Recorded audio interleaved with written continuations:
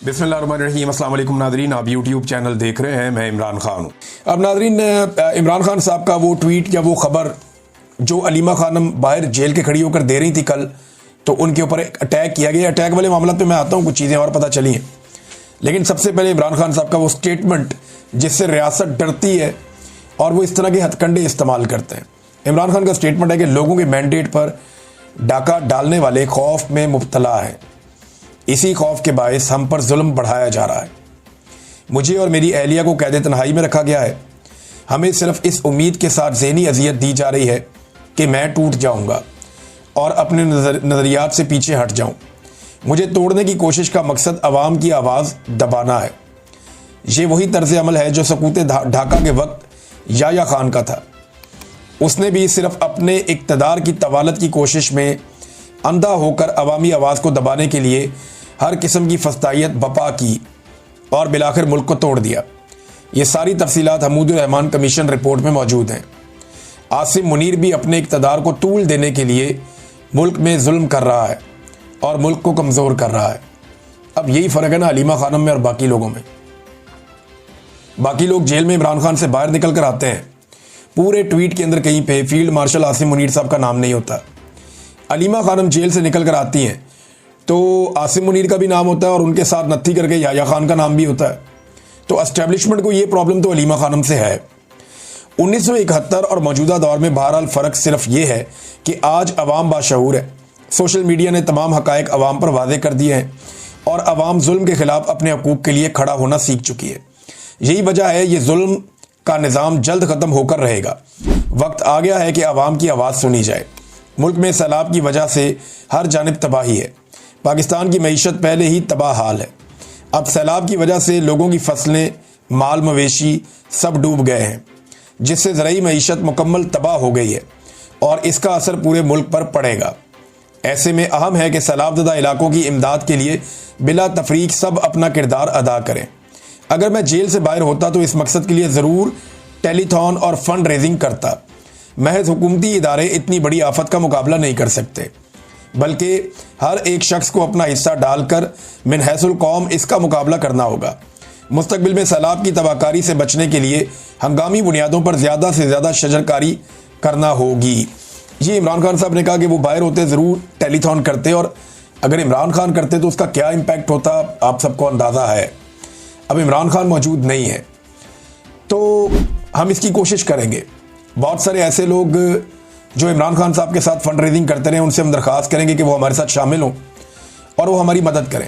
हम हर political party को ये दावत देते हैं, जो भी इसके अंदर आना चाहता है, जो भी हमारा साथ देना चाहता है, वो आ जाए।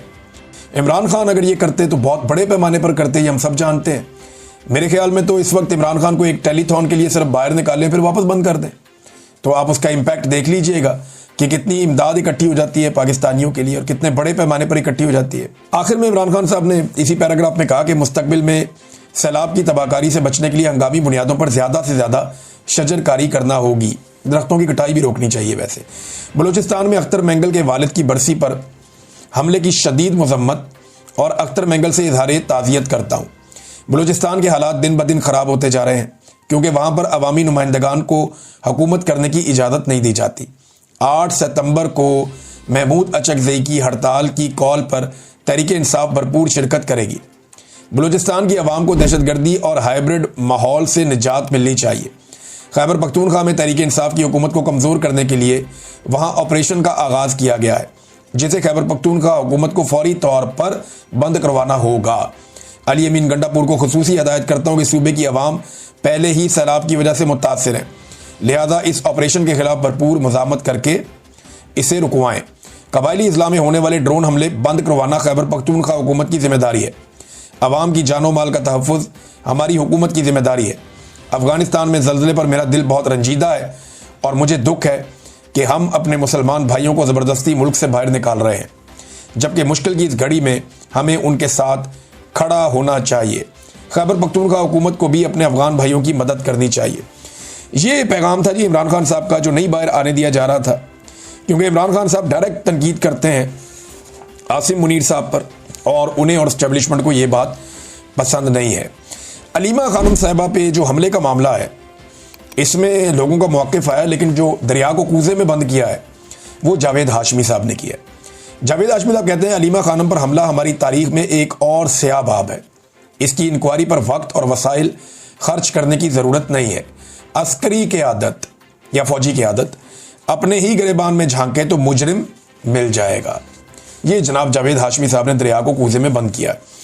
ये जो ड्राइवर था गाड़ी का, उसका भी बयान आ गया और वो गाड़ी का ड्राइवर कहता है जी कि मैं तो ख़ुद परेशान हूँ और ये बड़ा अफसोसनाक वाक़या है। और जो ख़वातीन गाड़ी लेकर गई थी जिसमें वो फ़रार हुई हैं, वो गाड़ी फैसल कयूम नामी एक नाई है हज्जाम, वो किराए पर लेकर गया था और रेंट ए कार के मालिक ने कहा कि मेरा वाक़े से कोई ताल्लुक़ ही नहीं है, मेरी गाड़ी सिर्फ किराए पे ली गई थी, मुझे अफसोस है कि ऐसा मामला हुआ है। ये तो जनाब गाड़ी का ड्राइवर है, उसका बयान आ गया। अब अलीमा खानम का जो एटीट्यूड था, जो करैक्टर था, जो उन्होंने किरदार शो किया इस हमले के बाद, वो बड़ा मजबूत था। यानी मैंने नवाज शरीफ साहब को भी देखा, उनके ऊपर भी इस तरह का एक बुज़दिलाना हमला हुआ, एक मजहबी जनूनी ने उन पर जूता फेंक दिया। ख्वाजा आसिफ के ऊपर एक मजहबी जनूनी ने स्याही फेंक दी, लेकिन उनके जो रिएक्शंस थे ना वो बड़े अजीब थे। यानी मुझे ऐसा लगा कि वो बहुत बौखला गए थे और उन्होंने वो हौसला मैंने उनके अंदर उस तरह नहीं देखा जो मैंने अलीमा खानम में देखा। हालांकि वाक़यात सारे ही काबिल मज़म्मत हैं। जब नवाज शरीफ के साथ ये हुआ हमने तब भी मज़म्मत की थी, ख्वाजा आसिफ के साथ हुआ हमने तब भी मज़म्मत की थी, एहसन इकबाल के साथ हुआ हमने तब भी मज़म्मत की थी, यहाँ पे भी हम मज़म्मत करते। लेकिन अलीमा खानम ने जो अपना करैक्टर शो किया है, शौकत खानम साहिबा ने वाकई अपने बच्चे बड़े मजबूत ट्रेंड किए हैं, कमाल तरबियत की है अपने बच्चों की। अलीमा खानम को अंडा लगता है और विद इन 2-3 सेकेंड्स उन्हें सारी सिचुएशन समझ आती है। वो लोगों को कहती है रुक जाओ, बैठ जाओ, कोई फ़र्क नहीं पड़ता। वो अपने चेहरे पे मुस्कुराहट लेकर आती है। ये आसान नहीं है, कोई आपको अंडा मारे और इस उम्र में 70+ आपकी एज है, इंसान वैसे ही थोड़ा सा चिड़चिड़ा और सख्त तबीयत का हो जाता है। तो इस मौके के ऊपर अपने आसाब को काबू रखना, कॉन्फिडेंस शो करना, मुस्कुराना, ये शिकस्त है उन तमाम कुव्वतों की जो अलीमा खान को अंडा मारने के पीछे है।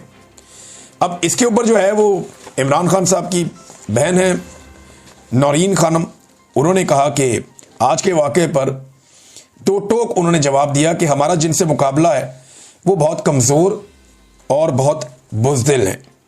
सादी सादी सीधी सीधी उन्होंने बात कर दी है। एक दरख्वास्त भी दी है पाकिस्तान तहरीक इंसाफ ने कि अलीमा खानम पर हमला करने वाली ख़वातीन के खिलाफ बाकायदा पुलिस को एक दरख्वास्त दी, लेकिन पुलिस ने इसलिए उन्हें कहा जी हमने हिफाजती तहवील में लिया था, हम रख नहीं सकते, इसलिए कि कोई दरख्वास्त ही नहीं आई।